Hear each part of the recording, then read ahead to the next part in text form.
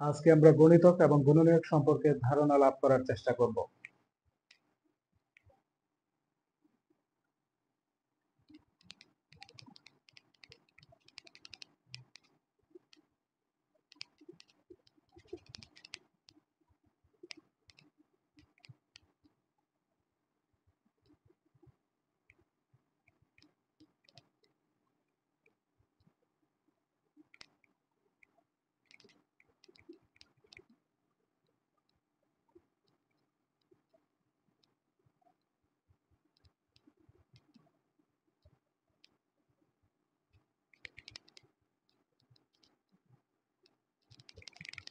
অর্থাৎ কোন সংখ্যাকে পূর্ণ সংখ্যা দিয়ে গুণ করলে যে সংখ্যাগুলো পাওয়া যায় সেগুলোকে উক্ত সংখ্যাটির গুণিতক বলে। উদাহরণ, যে কোনো একটা সংখ্যা আমি লিখলাম 8। যে কোনো সংখ্যাকে পূর্ণ সংখ্যা দিয়ে গুণ করলে, যে কোনো পূর্ণ সংখ্যা দিয়ে গুণ করি, পূর্ণ সংখ্যা 2 দিয়ে গুণ করি, পূর্ণ সংখ্যা 3 দিয়ে গুণ করি, পূর্ণ সংখ্যা 5 দিয়ে গুণ করি, তাহলে কোন সংখ্যাকে এই পূর্ণ সংখ্যা দিয়ে গুণ করলে যে সংখ্যাগুলো পাওয়া যায়, হ্যাঁ, এই সংখ্যাগুলোই হচ্ছে উক্ত সংখ্যাটির গুণিতক। আমরা যদি 8-এর গুণিতক নির্ণয় করতে চাই তাহলে সেক্ষেত্রে যেটা করতে হবে, 8কে পূর্ণ সংখ্যা দিয়ে গুণ করতে হবে। গুণ করার পরে যে গুণফলগুলো বের হলো, এই গুণফলগুলো হচ্ছে 8-এর গুণিতক। তাহলে এখানে 8-এর গুণিতক গুলো হচ্ছে 8, 16, 24, 40। একইভাবে আমি যদি আরেকটি সংখ্যার কিছু গুণিতক নির্ণয় করতে চাই, সেই ক্ষেত্রেও যে সংখ্যাটার গুণিতক নির্ণয় করব, এটাকে পূর্ণ সংখ্যা দিয়ে গুণ করতে হবে।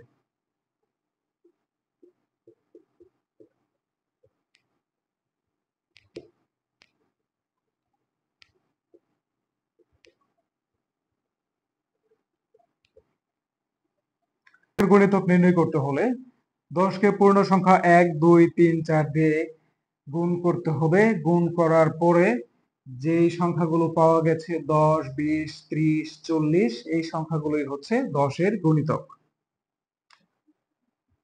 গুণিতক অনেকটা কোন সংখ্যার নামাতার মতো, পার্থক্যটা শুধু এখানেই যে নামাতা আমরা সাধারণত 10 পর্যন্ত কাউন্ট করে, কিন্তু গুণিতক নির্ণয় করার সময় 1 থেকে 10 পর্যন্ত থাকা পূর্ণ সংখ্যা সহ যে কোনো পূর্ণ সংখ্যা দিয়ে আমরা গুণ করে ফেলতে পারবো।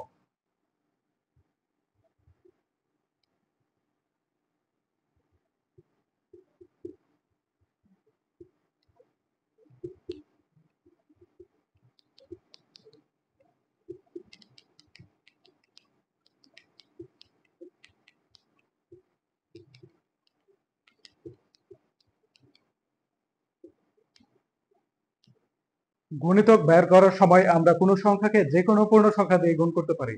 অর্থাৎ আমার যত ইচ্ছা ঠিক ততবার কোনো সংখ্যার গুণিতক বের করতে পারবো। পূর্ণ সংখ্যা যেহেতু অসীম, তাই আমাদের মনে রাখতে হবে যে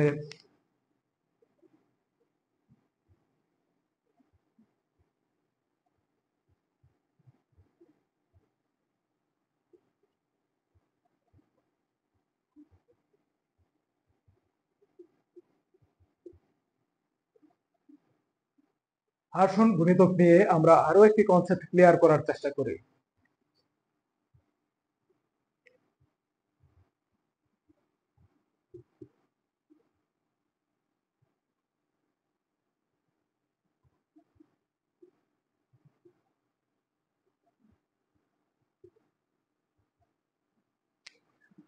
আমরা লক্ষ্য করছি কোন সংখ্যার গুণিতক নির্ণয় করার সময় আমরা পূর্ণ সংখ্যা 0 দিয়ে গুণ করছি, এই ক্ষেত্রে প্রত্যেকবার গুণফল হচ্ছে 0।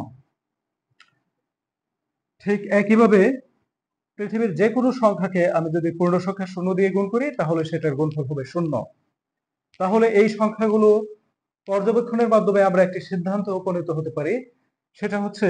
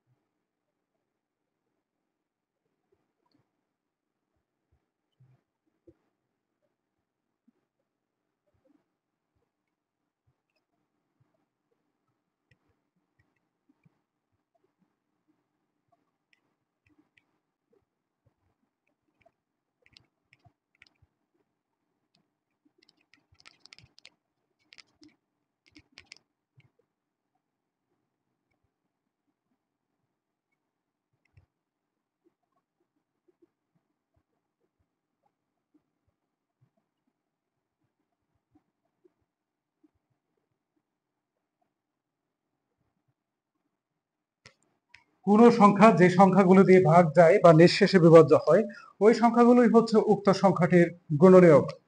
আসুন আমরা উদাহরণের মাধ্যমে এই বিষয় সম্পর্কে ধারণা স্পষ্ট করার চেষ্টা করি। 10, 1 দিয়ে 10কে ভাগ করলে হয় 10 একে 10, 2 দিয়ে 10কে ভাগ করলে হয় 5 দুগুণে 10, 3 দিয়ে 10কে ভাগ করা যায় না, 4 দিয়ে ভাগ করা যায় না, 5 দিয়ে ভাগ করার চেষ্টা করলে একই সংখ্যা দুইবার লেখা হবে। আমরা জানি গুণনীয়ক লেখার সময় একই সংখ্যা দুইবার লেখা যায় না। গুণনীয়ক শনাক্ত করতে করতে যে সময় একই সংখ্যা দ্বিতীয়বার লেখার মতো সিচুয়েশন তৈরি হবে তখন আমাদের বুঝতে হবে যে গুণনীয়ক নির্ণয় করার কাজ শতভাগ সম্পন্ন হয়ে গেছে। তাহলে আমরা পেলাম 10-এর গুণনীয়ক গুলো হচ্ছে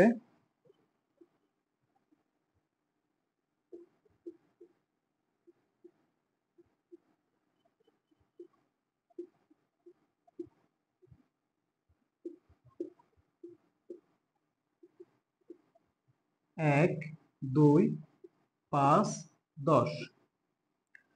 গুণনীয়ক লেখার সময় আমরা বাম দিক হতে উপর থেকে নিচে নামবো আর ডান দিক হতে নিচ থেকে উপরে উঠবো, অর্থাৎ 1, 2, তারপর 5, 10। কিংবা আমরা যেভাবে ইংরেজি অক্ষর ইউ লিখি ঠিক এই প্যাটার্ন অনুসারে আমি যদি লিখি 1, 2, 5, 10, তাহলেও আমাদের গুণনীয়ক গুলো ধারাবাহিকভাবে লেখা হয়ে যাবে।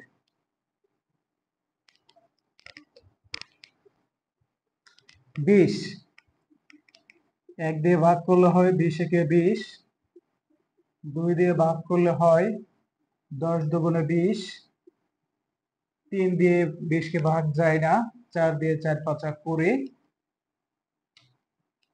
তারপরে কিভাবে 5 দিয়ে ভাগ করা যাবে না, তাহলে দুইবার লেখা হয়ে যাবে 5। তাহলে আমরা যেটা পেলাম যে অতএব 20 এর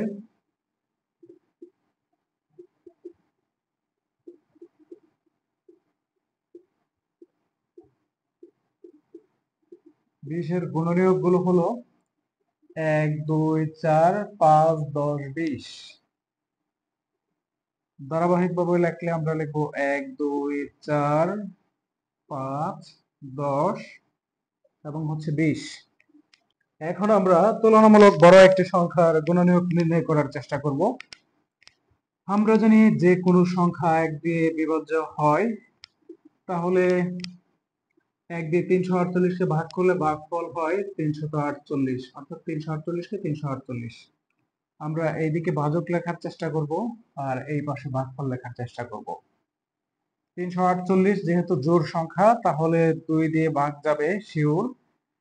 তো 2 দিয়ে যদি 348কে ভাগ করি তাহলে ভাগফল হয় 2 3 এর মধ্যে একবার, 2 একে 2, 3টা থেকে 2টা বাদ দিলে থাকে একটা, পরে 4 যদি নামাই তাহলে 14, 7 দুগুণে 14, তারপর আছে 8, 4 দুগুণে 8। তারপর দেখি এই সংখ্যাটা 3 দিয়ে ভাগ যায় কিনা। আমরা 3 দিয়ে বিভাজ্যতার একটা নিয়ম জানি যে কোন সংখ্যার অঙ্কগুলোর যোগফল যদি 3 দিয়ে ভাগ যায় তাহলে ওই পুরা সংখ্যাটাই 3 দিয়ে ভাগ যাবে। তাহলে 3 আর 4 যদি যোগ করি তাহলে হয় 7, 7 আর 8 যদি যোগ করি তাহলে হয় 15, 15 যেহেতু 3 দিয়ে ভাগ যায় তাহলে 348 পুরা সংখ্যাটাই 3 দিয়ে ভাগ যাবে।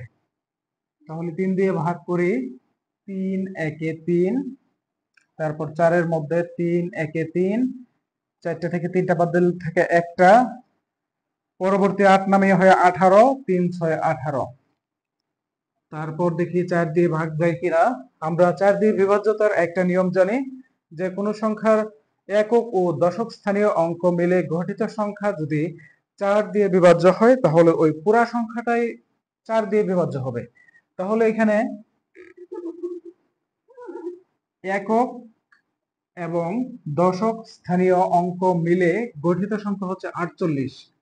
48 যেহেতু 4 দিয়ে ভাগ যায়, হ্যাঁ, তাহলে পুরা 348ই 4 দিয়ে ভাগ যাবে। তাহলে 4 দিয়ে ভাগ করতেছি, 4 8 32, 34টা থেকে 32টা বাদ দিলে থেকে 2টা, পরবর্তী 8 নামেই হয় 28, 4 7 28। তারপর 5 দিয়ে ভাগ যায় কিনা? আমরা জানি কোনো সংখ্যার একক স্থানীয় অঙ্ক যদি 5 বা 0 না হয় তাহলে ওই সংখ্যাটা 5 দিয়ে ভাগ যাবে না।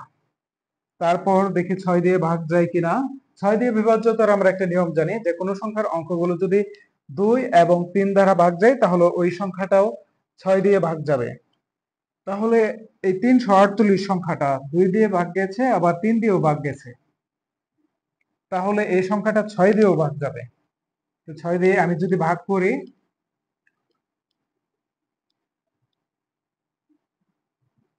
5 6 30, 4 পরের 8 মিলে 48, 6 8 48। তারপর দেখি 7 দিয়ে ভাগ যায় কিনা। 4 7 28, 68, 7 7 49, 56, 7 9 65, 7 270। 7 দিয়ে ভাগ যায় না। তারপর দেখি 8 দিয়ে ভাগ যায় কিনা। 4 8 32, 28, আর 3 8 24, 4 8 32। না, 8 দিয়েও ভাগ যায় না। তারপর দেখি 9 দিয়ে ভাগ যায় কিনা। 9 দিয়ে বিভাজ্যতার একটা নিয়ম আমরা জানি যে কোনো সংখ্যার অঙ্কগুলোর যোগফল যদি 9 দ্বারা বিভাজ্য হয় তাহলে ওই পুরো সংখ্যাটা 9 দিয়ে বিভাজ্য হবে। তাহলে এক্ষেত্রে 3 আর 4 যদি যোগ করি তাহলে 7, 7 আর 8 যোগ করলে হয় 15। 15 যেহেতু 9 দিয়ে ভাগ যায়নি, তাহলে 348 সংখ্যাটাও 9 দিয়ে ভাগ যাবে না। এখন দেখি 10 দিয়ে ভাগ যায় কিনা। আমরা 10 দিয়ে বিভাজ্যতার একটা নিয়ম জানি যে কোনো সংখ্যার শেষ অর্থাৎ কোন সংখ্যার একক স্থানীয় অঙ্ক যদি 0 না থাকে তাহলে সেটা 10 দিয়ে ভাগ যাবে না। তারপর দেখি 11 দিয়ে ভাগ যায় কিনা। 3 11 33, 34টা থেকে 33টা বাদ দিলে থাকে একটা, পরের 8 নামালে হয় 18, 11 কে 11, 11 দামে 22, 18 কে ছাড়িয়ে গেছে গা। আচ্ছা, 11 দিয়ে ভাগ যায় না। তাহলে সংখ্যাটিকে 12 দিয়ে ভাগ করলে হয় প্রথমে 2 বার 12 দুগুণে 24, 34টা থেকে 24টা বাদ দিলে থেকে 10টা, পরবর্তী 8 মিলিয়ে হয় 108, 9 12 108। এরপর দেখি 348 13 দিয়ে ভাগ যায় কিনা।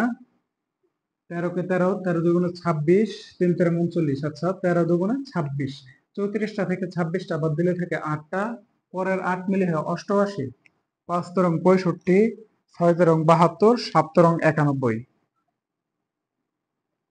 6 পর্যন্ত যায়, গিয়ে নিঃশেষে বিভাজ্য হয় না। তারপর দেখি 14 দিয়ে ভাগ করে। 14 কে 14, 14 দুগুণে 28, 34টা থেকে 28টা বাদ দিলে থাকে 6টা, পরের 8 মিলে হয় 68, 4 14 56।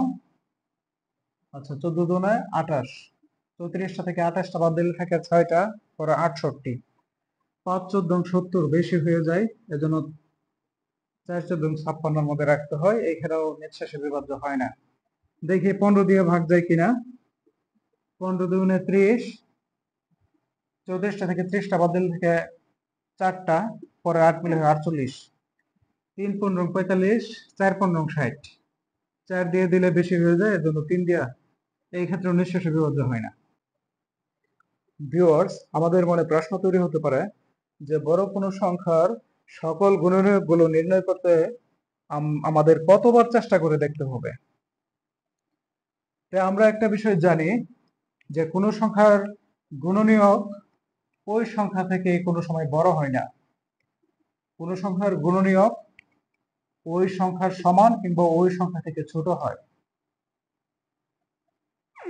দ্বিতীয় ধাপে আমরা যে সময় 2 দিয়ে 348-এর বিভাজ্যতা পরীক্ষা করলাম, সেখানে আমরা দেখতে পেলাম যে 2 এবং 174 হচ্ছে 1 এবং 348 সংখ্যাটির আওতাধীন। আবার পরবর্তী ধাপে আমরা যে সময় 3 দিয়ে 348-এর বিভাজ্যতা পরীক্ষা করলাম, সেই ক্ষেত্রে 3 এবং 116 হচ্ছে 2 এবং 174-এর ভেতরের সংখ্যা। এভাবে আমি যতই সামনের দিকে এগোচ্ছি ততই আমাদের এই আওতাগুলো ছোট হয়ে যাচ্ছে এবং এই সংখ্যা থেকে সংখ্যার ব্যবধান কমা শুরু করেছে। সংখ্যার ব্যবধান কমতে কমতে একটা সময়, যে এখানে আমরা দেখতে পাচ্ছি 26টা থেকে 13 বাদ দিলে থাকে 13টা, এই 24টা থেকে 14টা বাদ দিলে থাকে 10টা, 23টা থেকে 15টা বাদ দিলে থাকে 8টা। আচ্ছা, অর্থাৎ আমরা এখানে দেখতে পাচ্ছি একটা বিষয় যে আমরা যতই সামনের দিকে এগোচ্ছি ততই আমাদের আওতা ছোট হয়ে আসছে, অর্থাৎ এই সংখ্যা দুটির মধ্যে ব্যবধান বা পার্থক্য এটা কমে আসছে। এখন আমাদের যে গুণনীয়ক গুলো সামনে বের করতে হবে, ওই সংখ্যাগুলো কিন্তু এই 15 এবং 23-এর ভিতরকার এই সংখ্যাগুলোই থাকবে, যেরকম 16, 17, 18, 19, 20, 21, 22। এর থেকে বেশি একটা সংখ্যা হওয়ার সম্ভাবনা নেই। হ্যাঁ, যতই বেশি সামনে এগোবেন আপনার কনফিউশন বাড়বে না, কমবে। কারণটা কারণটা হচ্ছে যতই বেশি আমরা সামনে অগ্রসর হব, আমরা দেখতে পাবো যে আমাদের এই সংখ্যার যে রেঞ্জ গুলো, ব্যবধানগুলো, এগুলো কমে আসবে। তাহলে গণিত সমাধান করার সময় আমাদের সবসময় মাথা ঠান্ডা রাখতে হবে, কারণ একটা কথা আছে যে রেগে গেলেন তো হেরে গেলেন আর কি। তো আসুন আমরা মাথা ঠান্ডা রেখে সামনে আর একটু এগিয়ে যাই। এখন দেখি 16 দিয়ে ভাগ যায় কিনা।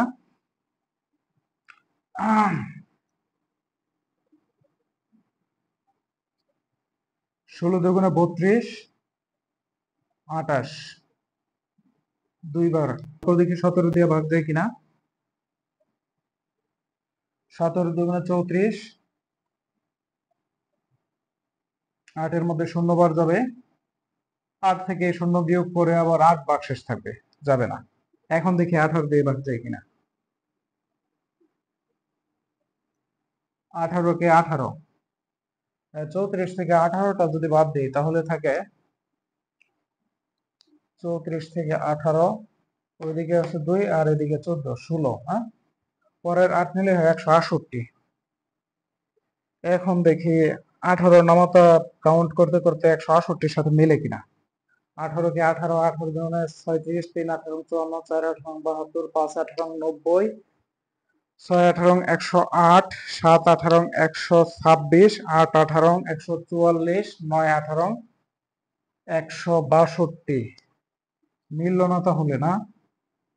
আচ্ছা, দেখেন আমাদের এইখানে এই 16 এবং 22-এর মধ্যে কিছু সংখ্যা আছে। 17 এবং 20-এর মধ্যে আমরা দেখছি 18, 19 দুইটা মাত্র সংখ্যা আছে। আর 18 আর 19-এর মধ্যে কোনো সংখ্যাই কিন্তু নেই। তার মানে গুণনীয়ক নির্ণয় করার মতো আর কোনো সংখ্যা আমাদের যাচাই করা বাকি থাকলো না। তাহলে আমরা 348-এর গুণনীয়ক গুলো আমরা যেগুলো পেলাম সেগুলো হচ্ছে 348 এর গুণনীয়ক গুলো হলো 1, 2, 3, 4, 6, 12, 29, 58, 87, 116, 174, 348।